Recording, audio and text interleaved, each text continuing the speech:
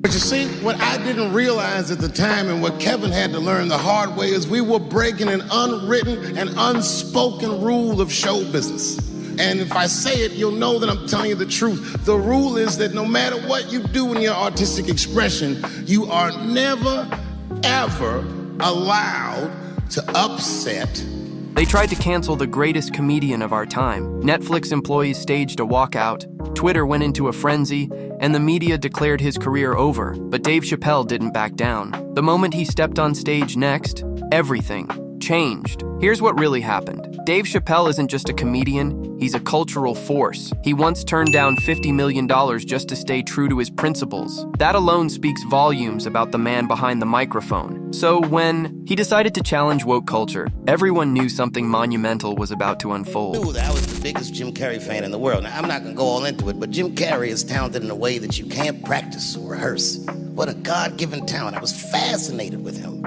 And Norm knew that. And he called me up and he goes, Dave, he says, I'm doing a movie with Jim Carrey. Do you want to meet him? And I said, fuck, yes, I do. And it was the first time I could remember since my father died being excited. And the movie was called Man on the Moon. I didn't know any of this. And in this movie, Jim Carrey was playing another comedian I admired, the late, great Andy Kaufman. Yes, and Jim Carrey was so immersed in that role that from the moment he woke up to the time he went to bed at night, he would live his life as Andy Kaufman. I didn't know that. When they said cut, this nigga was still Andy Kaufman. So much so that everybody on the crew called him Andy. I didn't know any of that. I just went there to meet him, and when he walked into the room where we were supposed to meet, I screamed, Jim Carrey! And everyone said, no! Call him Andy. And I didn't understand. And then he came over and he was acting weird. I didn't know he was acting like Andy Kaufman. Just like, hey, how you doing? And I was like, hello. Andy? Now, in hindsight, how fucking lucky am I that I got to see one of the greatest artists of my time immersed in one of his most challenging processes ever. Very lucky to have seen that. But as it was happening, I was very disappointed. Because I wanted to meet Jim Carrey, and I had to pretend this nigga was Andy Kaufman all afternoon. And he was clearly Jim Carrey. I could look at him and I could see he was Jim Carrey. Anyway, I say all that to say, that's how trans people make me feel.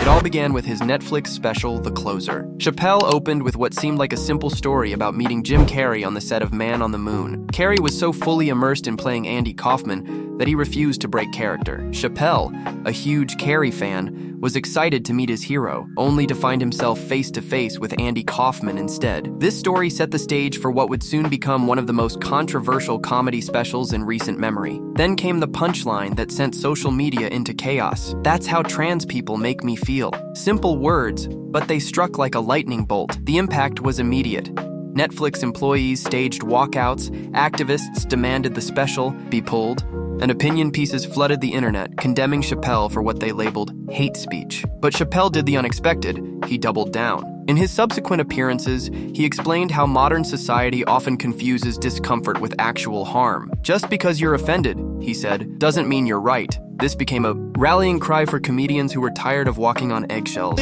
What I didn't realize at the time and what Kevin had to learn the hard way is we were breaking an unwritten and unspoken rule of show business. And if I say it, you'll know that I'm telling you the truth. The rule is that no matter what you do in your artistic expression, you are never, ever allowed to upset the alphabet people. You know who I mean. Those people that took 20% of the alphabet for themselves. I'd say the letters, but I don't want to conjure their anger. That's too late now. I'm talking about them L's and them B's and them G's and the T's. His take on what he calls the alphabet people particularly struck a nerve. Chappelle pointed out how the various groups under the LGBTQ+ umbrella are not actually a single unified movement, but rather different letters traveling in the same car. This observation highlighted the complexities within identity politics that many would rather overlook. People be surprised. I have friends, all kinds of letters. Everybody loves me, and I love everybody.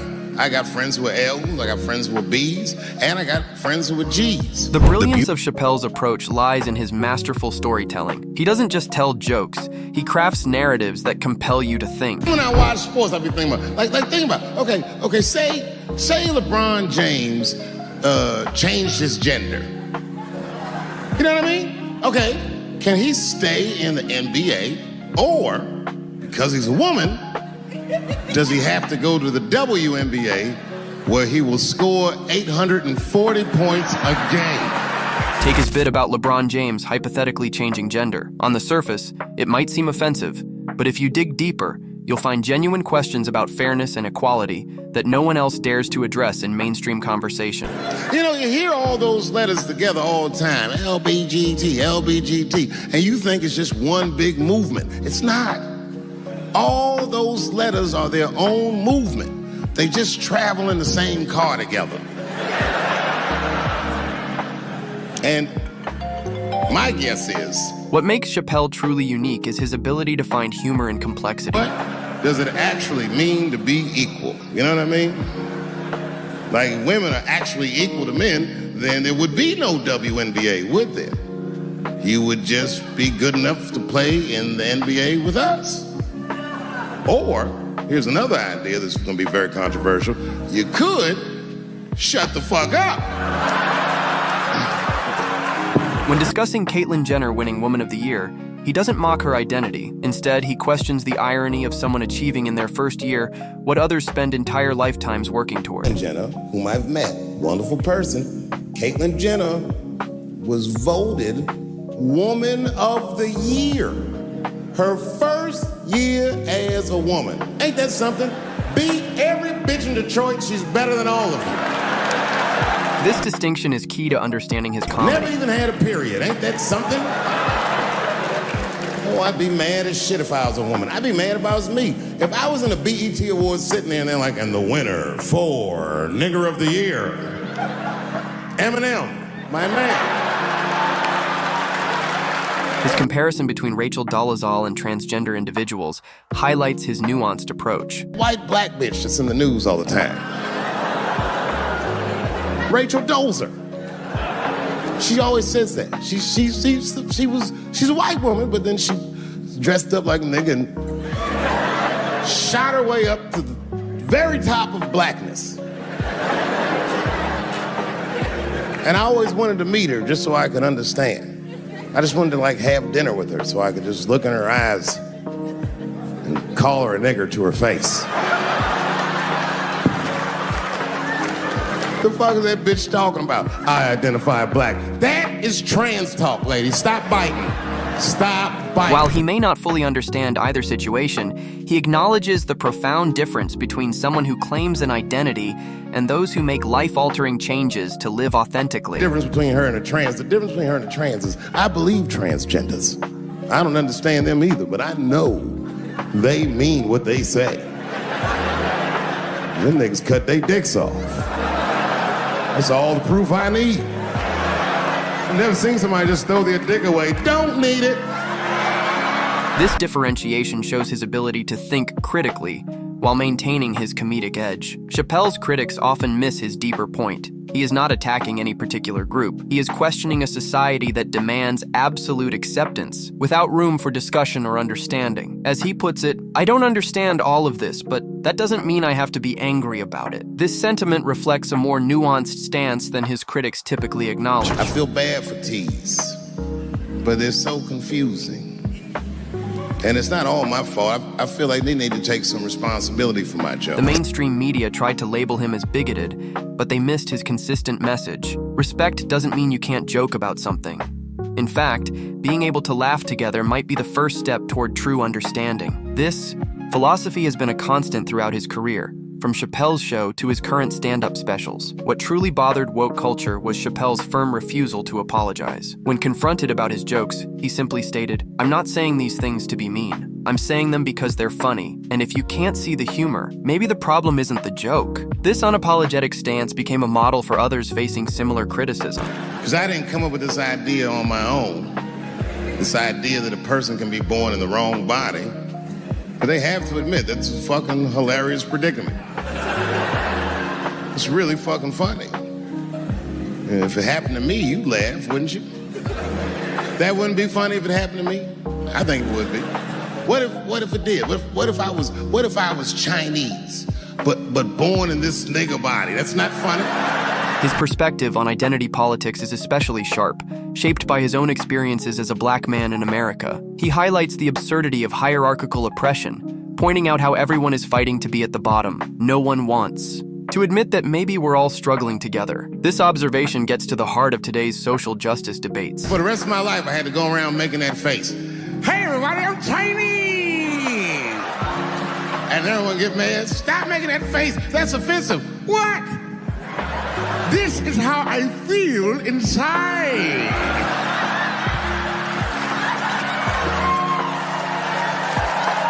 Chappelle's approach to controversial topics reveals his strategic brilliance. He often begins with something seemingly simple, then peels back layers to uncover deeper truths. His joke about identifying as Chinese while being in a black body isn't just shock comedy. It's a clever way to delve into the complexity of identity politics. The response to his specials perfectly proved his point about outrage culture.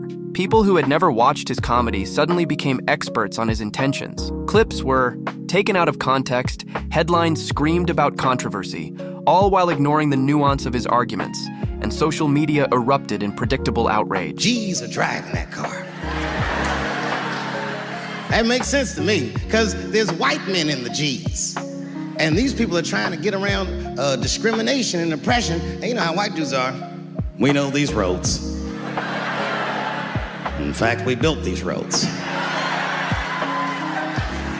The rest of you buckle up, we'll get you to where you want to go. So the G's are just driving the car. Of course, next to the G's in the passenger seat is the L's. Everybody likes the L's, except for the G's. I don't know what that's about. I just know the G's don't like them that much. And the G's always say like little subliminal digs on them. It's unnecessary shit. It's not mean, but you know what I mean? They just be like, I wouldn't wear that. But here's what makes Chappelle truly dangerous to woke culture. He can't be canceled. His fan base is too loyal, his influence too significant, and most importantly, his arguments too reasonable. When you actually listen to what he's saying, it becomes hard to sustain the outrage. His influence goes beyond comedy. Chappelle has become a voice for those who feel silenced by current cultural norms. His willingness to tackle taboo subjects has inspired other comedians to be bolder in their material. This ripple effect is beginning to change how we discuss controversial topics. There's one thing that the L's and the G's agree on, is that the B's are fucking gross. They seem greedy to the L's and the G's, you know what I mean? They're just sitting in the backseat like, yeah, man, I'll fuck anybody in this car. What's going on, man?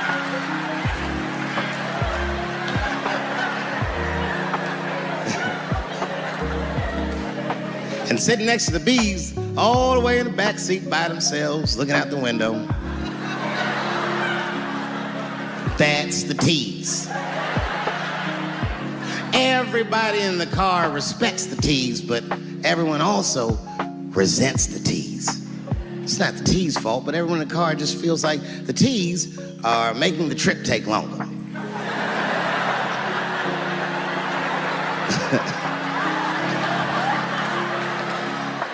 Anything the T's say gets on everybody's nerves. And then the T's don't even say anything bad. They just be in the back talking to himself. I'm hot. Shut up. Shut the fuck up, okay? Just roll the window down, you bitch. I don't know what you... What? Just said I was hot. Could you pull over at the next exit? I need to use the restroom. There is not a restroom for you for 4 states, nigga. Will you just shut the fuck up so we can get where we're going?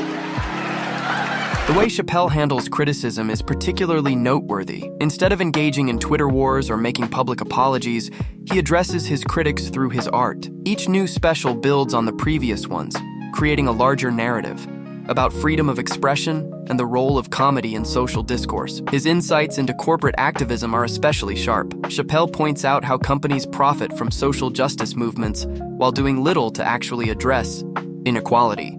This extends to his critique of Hollywood's selective outrage and performative activism. Chappelle's take on cancel culture is equally profound. He argues that the real issue is not offensive speech, but the effort to silence dissenting voices. They want to silence anybody who doesn't say exactly what they want to hear, he observes, highlighting the authoritarian undertones in modern progressive movements. What many miss about Chappelle's commentary is its ultimate goal: promoting genuine dialogue. Through comedy, he creates spaces where difficult conversations can happen. His jokes act as entry points into deeper discussions about race, gender, identity, and power. Chappelle's impact on comedy cannot be overstated. By standing firm against pressure to conform, he has helped preserve comedy as a space for dangerous ideas and uncomfortable truths. This stance has made him both a target and a hero, depending on who you ask. The aftermath of his Netflix specials revealed something important about modern discourse. While Twitter mobs raged and think pieces multiplied, ticket sales for his shows soared. This disconnect between online outrage and real-world response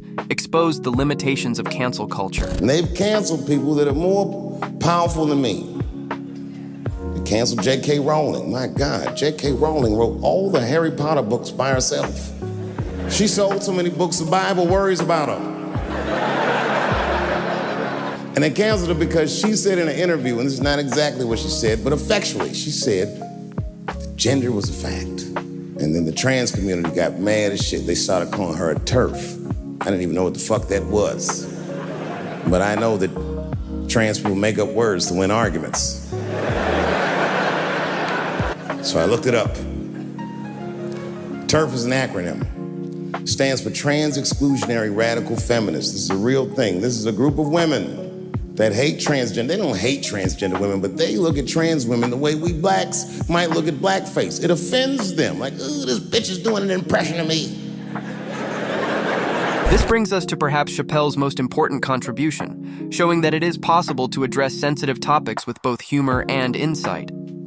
His comedy proves that laughter and learning are not mutually exclusive, even when tackling society's most controversial issues. Through it all, Chappelle maintains his position as comedy's philosopher king, using humor to expose truths others are afraid to mention.